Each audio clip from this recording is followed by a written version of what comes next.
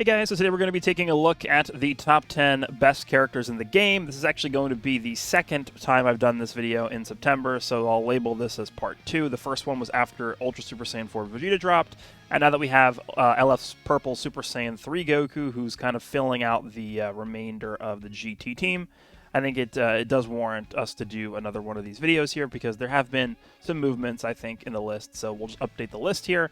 I'm probably not going to spend too much time talking about each position in this video in particular, just because there's only been one character that's released since the last video. And again, although there's been a few, I think, movements, there's not really been anything too crazy in terms of just shaking up the entire list. There's not been like a huge meta shift. But we'll go through the list here. As usual, everything is ranked at 14 stars, best equips, best teams. All the rankings are based on the current meta, as opposed to which character is better than what all the other characters on the list. So just because a character is ranked at 4 on this list doesn't mean he's going to be better than every other character that's 5 through 10. It could swap up next list. We'll see what happens in the meta. And then all the rankings are assumed to be based off of standard PvP. I just don't really play Proud that often. If I did a Proud list, it would look completely different just because that mode is just different than standard. So I go off of standard rules. That's the way I like to evaluate characters. And of course, every ranking is based on my personal opinion and personal experience using and playing against these characters. So let's go ahead and jump into the list. We'll start with number 10, and we'll work our way up from there. Okay, so starting out at number 10, we have the tag Super Saiyan 4 Goku and Vegeta. I feel like this character is very solid with their unique equipment. They fit decently well on a GT setup. The main reason why I have them at number 10 and not higher on the list is, regardless of how good they are, they don't really fit on the core of GT. The core team that I have for GT that I think is the best lineup is Ultra Super Saiyan 4 Vegeta, LF Purple Super Saiyan 3 Goku, and the LF GT Spirit Bomb Goku. It's mostly a blast-centric team. You can kind of force this character on that team, and they'll do decently well, but it's really just... they're not making the top 3 cut for the team.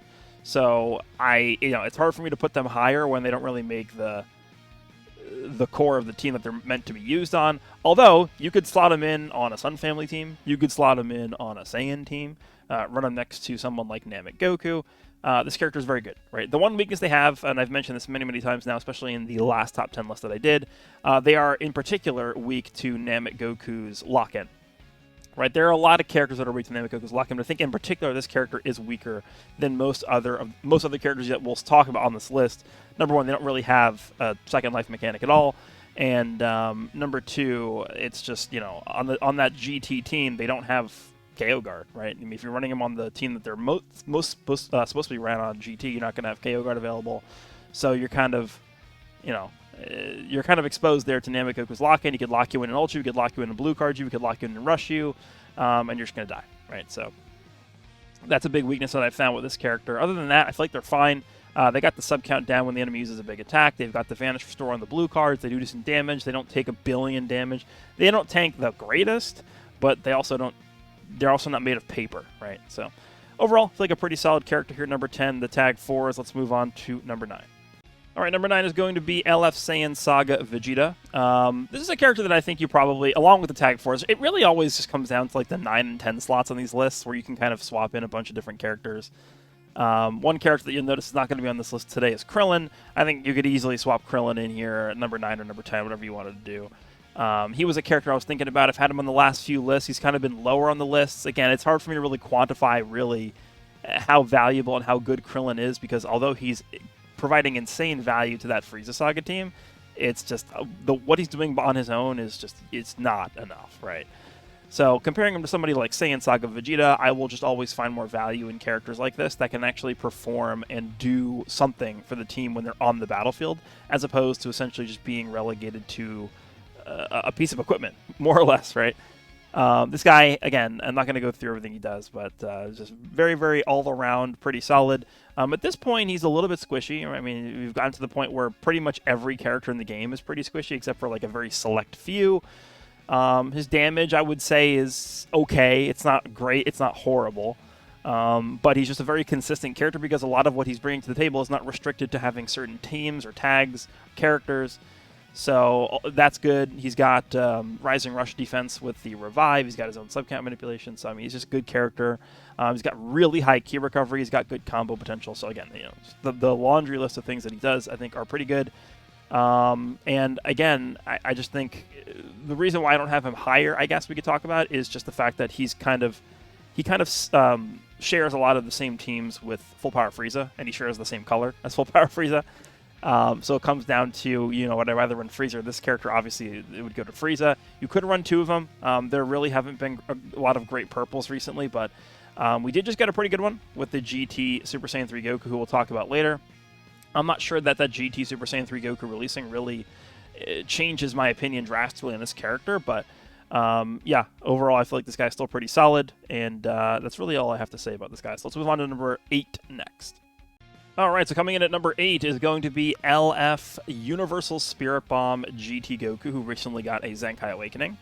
If you really look at what this character is doing on paper, it doesn't really feel or look like he's going to be like super mega impactful. Like I've seen people before this character came out and was actually usable in game, we had the data download and people all over social media were like, oh my god, he's so bad, he's not really doing what he needed to do. And you know, to be fair, when I did my breakdown of the character, he didn't particularly impress me what he was doing on paper. I think he should have had more damage guard. I think he should have been doing a little bit more damage. I think he should have been doing X and Y and Z. But when we actually used him and brought him into the showcase, I feel like he did his job fine. And the biggest asset that this character, at least in my opinion right now, brings to the table is this is really the only character who can stand in the way of Ultra Super Saiyan 4 Vegeta on an opposing GT team. And the reason for that is just because the color blue is not really too great right now. We have a very few select usable blues. We have UI Goku, who I think is actually still pretty effective. The only problem with UI Goku is he's very matchup based. If you are using that blue UI Goku and you run into someone like Full Power Frieza, it's going to be tough. I mean, you're just at a severe disadvantage there. So, you know, it just becomes hard to use him if one of the most used characters is a really bad matchup for him. It's just, you know, it's hard to use him.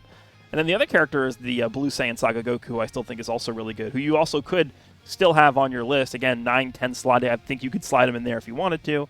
Who's providing support. I just, you know, he's kind of almost in that Krillin tier for me, where it's like he's bringing decent amount of things to the table for the team, but he himself is not really doing a lot. On the other hand, I do actually feel like this Spirit Bomb Goku, not only is he supporting, he's also healing, and he's got a second life mechanic, and he's got buff removal, and his damage is actually pretty decent, and he's got some finisher abilities, right? He's got the lock-in, he's got the vanish removal if the enemy's got one character left, he's got the type neutral, he's got way more healing than any of those other characters. And he's got more bulk. I mean, him being a Zenkai character, him having just obscene defenses, look at this, 218 and 216 to strike and blast defense is just ridiculous. So, although his damage guard numbers are actually pretty low, and he is semi-restricted to being on a GT team because he gets the extra damage guard from being on a full GT setup, again, his main asset, the main point of value this character is bringing to the table, at least in my experience and what I've seen, is you can, a lot of times, just throw him into the line of fire against Ultra Super Saiyan 4 Vegeta, and this character will be, for the most part, fine. There are certainly instances where off of a switch attack, Super Saiyan 4 Vegeta can do a lot of damage even to this character, but that's not the end of the world because this guy heals so much that what'll happen is you'll switch into this character. He'll eat like a, 50-60% of his health from Vegeta's combo because that's what Vegeta does. Trust me, Vegeta will be very high up on this list for that reason. But then he'll swap out. Remember, he heals a percentage of the amount of damage he's received. He heals a percentage of the amount of damage. I think it's 3% per arts card received up to a max of 10 times in the fight. And then you also, I will, for the first time in this video, bring this up. I don't really know if I'm going to be bringing this up constantly throughout this video because this is, in particular, a character that synergizes well with it, and it is Dende.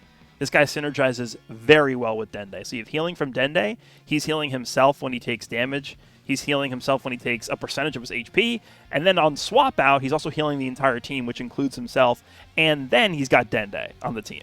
So there's just mountains of healing. And the reason why I say he synergizes well with Dende mostly has to do with big attacks that are going to get rid of his first life. So they're going to pop his endurance.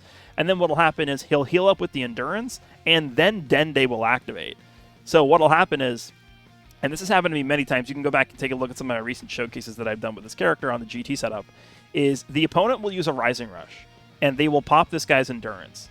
This Goku will heal. I think he heals 30%, right? I mean, we could double check this. I'm pretty sure this is a 30% endurance character. No, sorry. Actually, he's a 40% endurance character. So he heals 40% with his endurance. He's healing 30% of the damage he took from the rush. Then he's healing from Dende against, depending on what the enemy's team composition looks like. And at the end of the day, what ends up happening is this guy actually ends up going back to full HP after taking a big attack like a rush or an ultimate that gets rid of his first life. So a lot of crazy healing from this character. And then you can come back and do a lot of damage. He's got the Solar Flare, which is still pretty effective against most enemies. And I feel like he's in a solid spot. Again, he doesn't need to be doing like crazy amounts of damage. He does decent damage, but not crazy amounts of damage.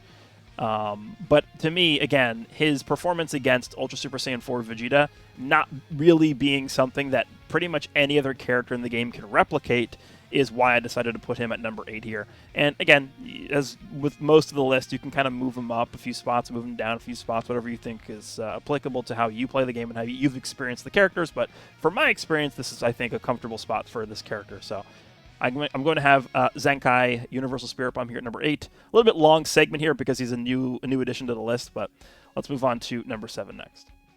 Okay, so number 7 is going to be Ultra Super Vegito. Still feel like this guy's a pretty effective tank, and that's his main role that he's had since he's gotten his Platinum equipment. Moved down maybe like one spot, I think, from the last list, which I think is probably pretty fine. We got Ultra Super Vegeta buffed on his GT team quite a bit, which hurts this guy a little bit. It doesn't hurt as much as you would think, though, because this guy is type neutral defensively for a lot. I think it's 10 counts of type neutral he gets from his Platinum equipment. So Ultra Super Vegeta is coming in and like pummeling this guy with blasts, but this guy is not getting as shredded as you would think by those blasts. He's taking a lot of damage. I mean, every character in the game takes a lot of damage from those. But he's not, he's not getting absolutely turned inside out by those blast attacks and strike attacks. And then the other character is Purple Super Saiyan 3 Goku, who you would think this guy would have a really good matchup against, and I think it's probably just fine. It's like a neutral gain, nothing really gained, nothing really lost against it, because that Goku does have pretty easy type neutral offensively. Which also, when I say type neutral offensively, it also counts defensively because it goes both ways. But this Vegito, I think, is just still a good tank in the meta right now. Nothing really too much has changed for him, I guess. Really, it's just super. It's the main thing, which I'll continue to talk about as we go through this list, and especially when we get to Ultra Super Saiyan 4 Vegeta's spot, is he got supremely buffed by the Super Saiyan 3 Goku release. And does that hurt or help this character? It doesn't help him, but it doesn't hurt him as much as you would think. So I'm not going to move him down to number 8 or 9 or 10. But I think, somewhere in this 7 range vicinity is probably a good spot, I think. Again, still performs his role well. So I'm going to have him at number 7. Let's move on. All right, so moving on to number 6 on the list, we're going to have LF Kaioken Goku, still a very, very powerful character. The only thing that's really changed for this guy has been the GT Universal Spirit Bomb Goku getting his Zenkai Awakening and the prevalence of that blast-focused GT team with Vegeta, Super Saiyan 3 Goku, and that Spirit Bomb Goku. And against that team, this guy actually can just kind of end up bashing his head against the wall that is Universal Spirit Bomb Goku. This character certainly is not going to be one of the, he's not in the league of Ultra Super Saiyan 4 Vegeta, where Ultra Super Saiyan 4 Vegeta can just come in off of a switch attack, do 2 type neutral blasts, and do massive damage to Spirit Bomb Goku. This guy does have type neutral. He has it through the green, both before and after transforming. So he can definitely do some damage to Universal Spirit Bomb Goku, but it is not on the level of Ultra Super Saiyan 4 Vegeta. So at the end of the day, when it comes to how Spirit Bomb Goku is going to tank those hits, again, he can take a little bit of damage, but what I've come to find with that Spirit Bomb Goku, which I talked about in his section of this video, is he'll take damage, but he'll just heal it all off. His healing is insane. It's not really so much the bulk, but he's got the bulk on top of it too. It's just not as bulky as we would have liked. But he compensates for that with the healing that he's got going. So it becomes a little tough for this guy to really capitalize on the matchup versus GT, which is kind of the team that you're really seeing compete with the Triple Ultra setup and the Frieza Saga setup. So in that regard, I'm not really too sure this guy got helped by these releases. In fact, he did not get helped by these releases. But comparing this guy's position on this list compared to the last list, He is moved down 1 spot, and I don't really think he got crushed by anything, but it's just, it's a little harder for him to really make an impact, especially against that GT team when you have Spirit Bomb on the team. So, gonna have him at number 6, still an effective character, but we'll see how he continues to age as we move through the year. I think still, considering he released now, this is 4 months ago, 4 months ago, I think he's doing pretty well here for an LF unit. Let's move on to number 5 next. All right, so number 5 is going to be Purple GT Super Saiyan 3 Goku. This is the most recent character added to the game, and this is why I'm essentially updating this video alongside the Zenkai 4 GT Spirit Bomb Goku. So I have a few positives and negatives for this character written out. Obviously, him being number 5 on the list means I think he's a pretty good character overall. What I'm going to do here is we're going to start with the positives. I'm going to go from most impactful to least impactful. And, then we'll go through the most impactful to least impactful negatives as well. So let's start here. Actually, hold on. Give me 1 second. Okay, so the first positive that I have here that's, I think, by far what makes this character a perfect fit for that GT setup is this guy is doing a lot for Ultra Super Saiyan 4 Vegeta. This guy is giving 40% damage support. He's giving 25% support to allies, and then another 15% damage support to GT allies. So he's giving 40% damage support from the starter ability. And then if we go down to his unique gauge, every time he fills up his unique gauge, he's drawing a green card. Draws a special arts next. Now that is not limited to a certain number of times. So you could draw infinite greens with this. Why is that so important for Vegeta? Because Vegeta, with his unique gauge up, number 1 has card destruction immunity, he's got card protection. And then when he uses the green card, he gets attribute downgrade nullification. So all the cost up nonsense, all the arts card draw speed down nonsense, it really is mainly just cost up. That's really kind of what the big disruption mechanic that exists in the game right now is. He doesn't care about any of that. He doesn't care about card destruction. Really, the only thing that affects him at that point is key reduction, and we're not really in like a super heavy key reduction meta. In fact, the character that has the biggest key reduction is Ultra Super Vegeta, which is one of the main... I actually forgot to mention that. Key reduction that he has is really powerful. But Vegeta is essentially immune to every other effect in the entire game that would have potentially a disrupting effect on his ability to continue the combos. So you have this character giving support and constant flow of green cards to feed into Vegeta, and Vegeta just becomes essentially an unstoppable machine with this character on the same team. So this guy's supplementary abilities to be used next to Super Saiyan 4 Vegeta, I think I would rank that as the most valuable part of this character's abilities. The next thing this guy brings to the table that I have at number 2 in terms of valuable assets is his insane main ability. This guy essentially has a better version. I don't know if I want to call it strictly better, but I think it is better than Purple Ultimate Gohan's main ability that just straight up removes your opponent's Vanish. The only difference is Ultimate Gohan drew an Ultimate, while this guy draws like a blue card. But it's still really effective. And then on top of that, this guy gains 2 Dragon Balls off of the main ability. So if you catch your opponent, let's say you go for a tackle, your opponent counters your tackle with their strike. You click your main ability, you get a Rising Rush off of that. You rush, you can just kill him, right? Or you can go for the blue. A lot of times, this guy goes type neutral. That's going to actually feed into my third point, the fact that he has very high burst damage potential with easy type neutral to deal with characters like Namek Goku and Ultra Super Vegeta. Those are the 2 big yellows kind of running around right now. So yeah, the easy type, he's got type neutral offensively and defensively when every time he's, I think the new wording is confronted with an enemy. So every time he enters the battlefield, every time the enemy switches while this character's in the battlefield, he gets type neutral. Which can help defensively and obviously helps offensively too. If the opponent goes into like Namek Goku or something, you can just keep pummeling him with Blast for a few seconds and get type neutral damage in against him. And then the last pro that I have for this character is he's got pretty good Vanish Restore and access to Attribute Downgrade Nullification. Both of those effects activate once you fill up his unique gauge, which is pretty easy to get. The only thing I've noticed with him is it's not as easy as you would think to get his Vanish Restore off of a Vanish. Right, it really is going to depend on the timing of your Vanish. And this, I don't want to really get into the technical aspect of like, what are the timing on your Vanishes? Do you have a late Vanish? Do you have an early Vanish? But, you know, it's going to depend on the timing, so it's not as easy as you would think. It's still available to him. It's part of his kit to get the Vanish back on that, but really what I've found to be more of an effective strategy with this character is kind of almost just to save the gauge when you swap out with him, so that the next time you swap back in, he just has attribute downgrade nullification from the start. Now, you can't really have a ton of control over when this gauge resets, because it resets when you vanish, which inevitably is going to happen at some point, or you're going to have to vanish at some point. And at that point, it will reset the gauge, but then he actually gets more charge speed. So I do really like the design of this character in terms of his valuable assets that he's bringing to the table. In terms of some of the negatives with this character, the biggest negative that I've found with him is I actually have found that Ki can be a decent issue for this character. He doesn't actually have cost down anywhere in his kit besides the green card, right over here. He gets minus 10 to cost for 10 counts on the green card. Now, he does have minus... Well, it's not really minus 10, but he does have an innate 19 cost blast card, which is not...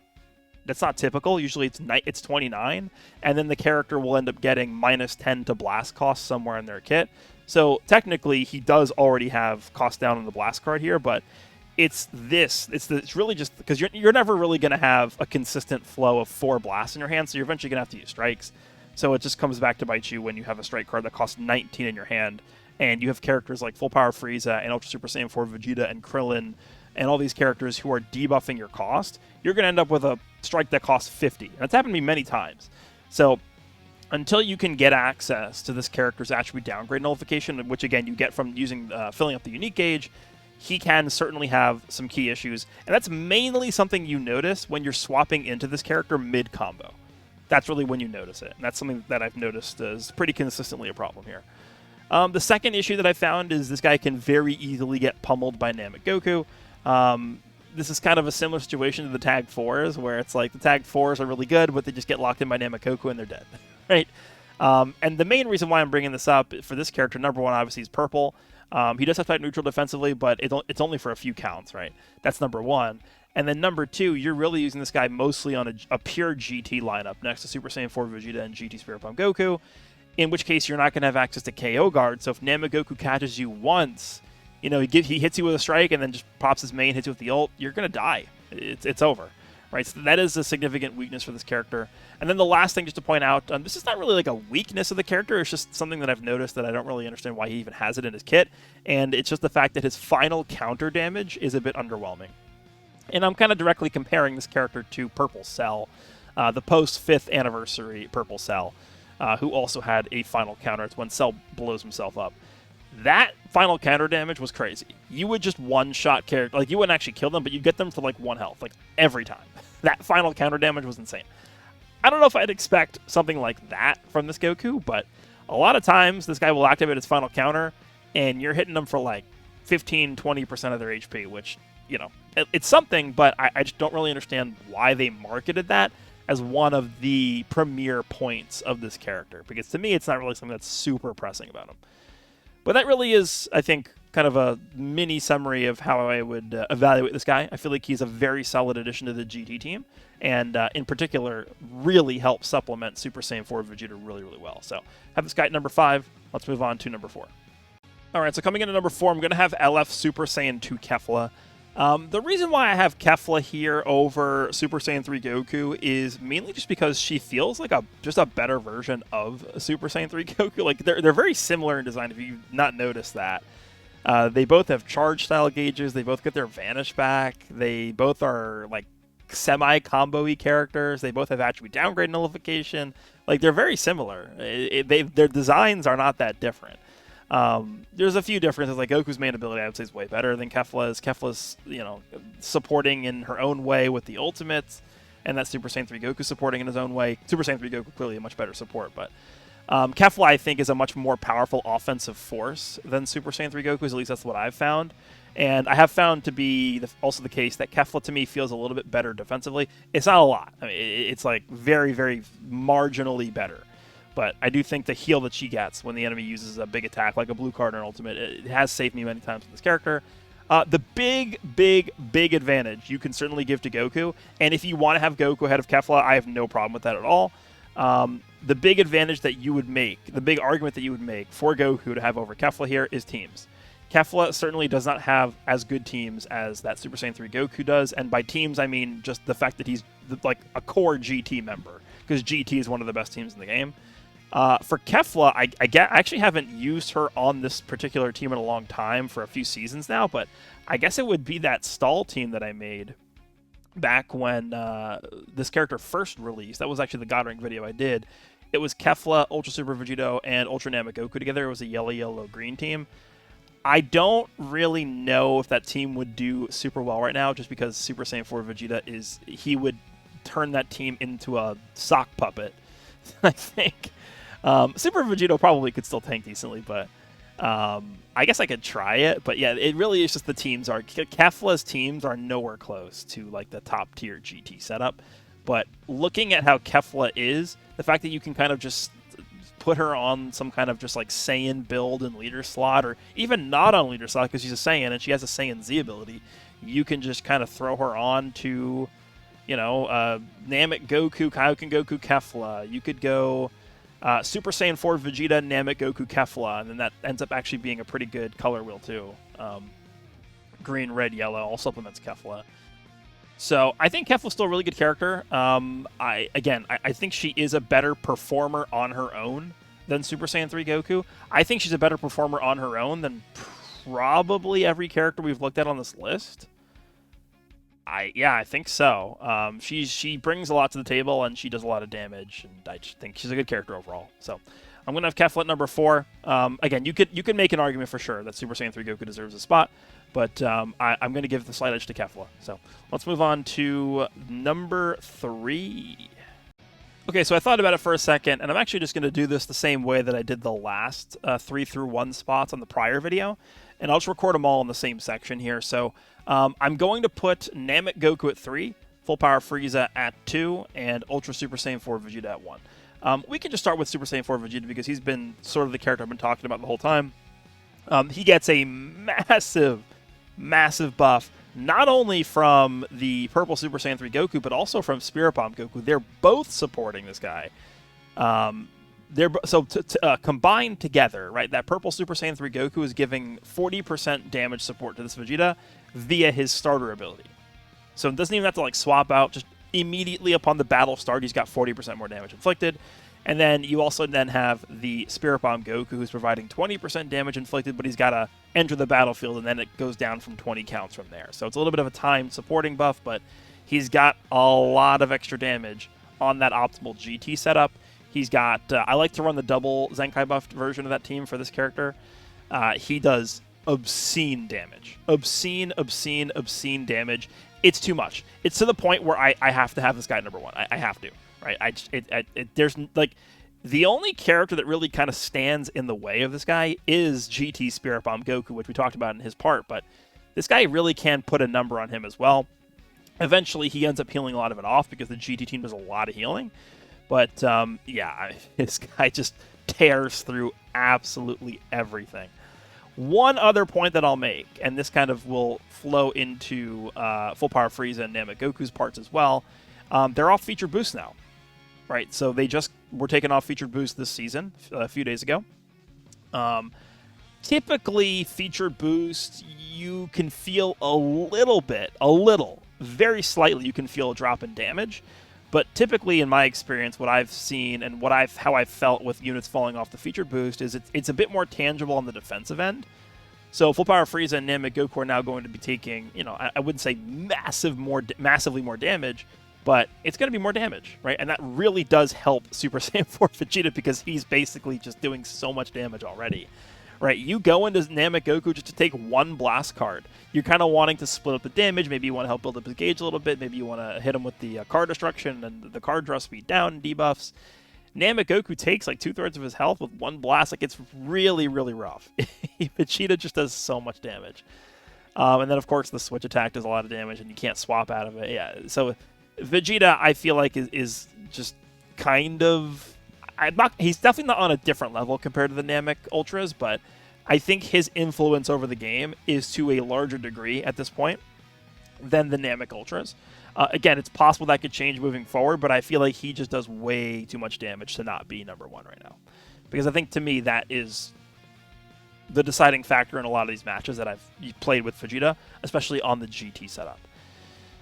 I mean, I'm not going to go into detail excruciatingly on Frieza and Namek because we all know in great detail how they work and how they operate.